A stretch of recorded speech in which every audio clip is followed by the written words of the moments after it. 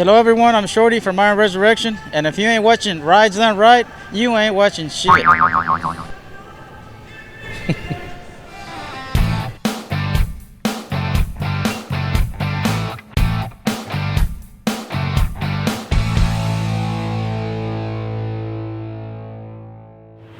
Hello friends, I'm Larry with Rides Done Right. I'm at the 2019 Portland Roadster Show with Bill Maxwell. Bill, it's nice to meet you. Good to meet you.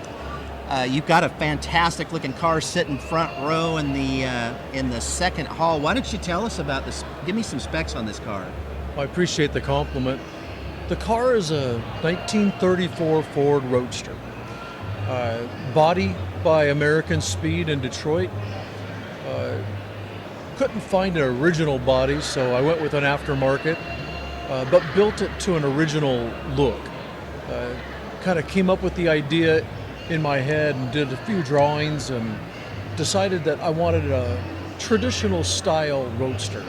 So that's what I went after, with a traditional old school running gear, using basically building the entire platform around a 1949 8BA flathead Ford. Man, The love flathead, those engines. I had to have one once in my life and say I've owned a flathead, I've built a flathead.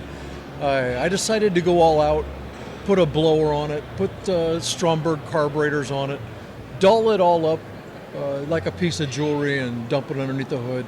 I'm real pleased with the way it turned out, and it does run as good as it looks. I have to give it credit. Good to hear. Let's go through some of the builder information. How much of this car, did you build any of the car yourself? Or? Basically, I've spent the last 6 years building this car. The frame itself, I had built over at Schroeder Speed and Custom in Troutdale. I've known Daryl for a long time, and when it comes to frames, he's probably one of the best around. So Daryl gave me the basic frame, so I knew I was starting on a square platform. From there, the engine, transmission, all the mounts, all the bracketry, exhaust system is all owner built. I built all the body modifications. One thing I didn't like about this particular body is it lacked door hinges and a cowl vent, the little things that set a car off and give it 1934 characteristics. So I installed all those things. So I reworked their doors to add stainless door hinges. I added the cowl vent. I added a bunch of back in the day features to give the car that look. I did all the wiring myself. I did all of the sound insulation and prep. I did all of the initial paint and body work. I had the car professionally painted and professionally interior, and it shows. I had some real high quality guys locally that did all that for me. It's amazing when you hear an owner builder that did so much on your own car. I mean, it makes it a lot neater when you're done with it. You know, really every part of the car, every nut and bolt. I like that you started with good metal too. I mean, this kind of lets me know that this is probably not your first build. When you're smart enough right off the bat to know, let me start with something good, and I'll be way ahead of the game. Definitely not my first rodeo. I've built over 80 automobiles. It's just a hobby for me. I have a gracious wife that puts up with it. It requires that. A good garage, lots of tools, and a gracious wife. But it has been a journey. Building this has definitely the most in-depth car I've built. I've done a lot of Camaros, Trans Ams, that type of thing. A lot of F-body cars. But this is definitely one of my finest ventures into the hot rod world. Will this be a car then that you'll keep? First of all, how many do you have now? And then will this be a car you'll keep? I have 5 that I have right now. One is currently on consignment for sale, which is clearing a hole for another project.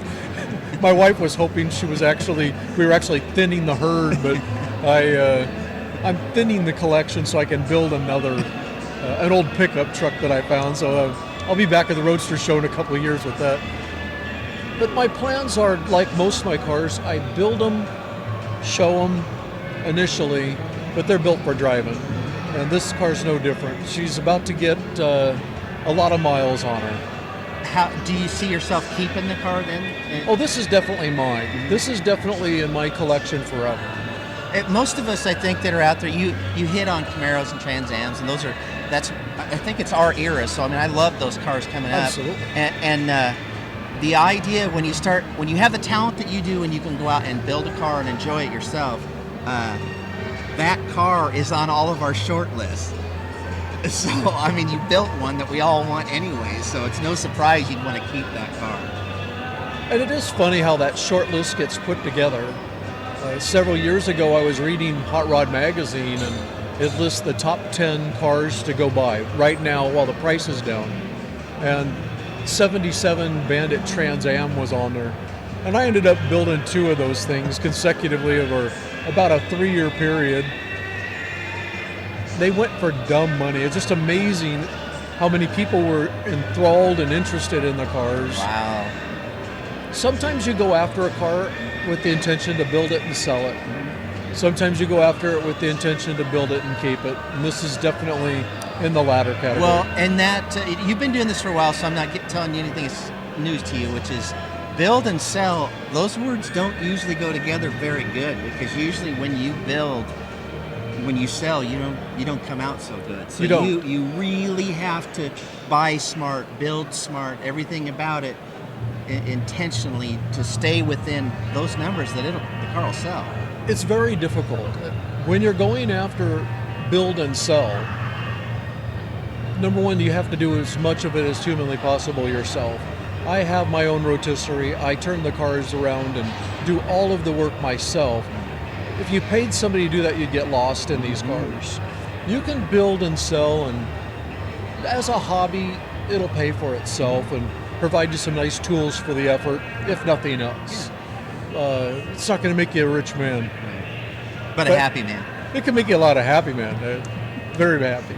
Well, I'm glad to hear it. I'm glad to hear that your wife is enjoying it with you, because having a good woman to go through this with is a kind of an essential deal. So she's definitely was not interested in the cars when we first were married. Our 22nd anniversary is next week on the 22nd. She's grown into the hobby. This current pickup truck that I'm building, she's taken an active lead in designing, picking colors, what she wants the truck to look like. This is that first time she's ever been that deep involved in a project, and she's actually very interested in it. That's a little smart strategy there. That's how you get them all hooked. I actually get to build another car because that works out good. Well, Bill, we appreciate you taking the time been a with pleasure. us. We'll see you guys next time.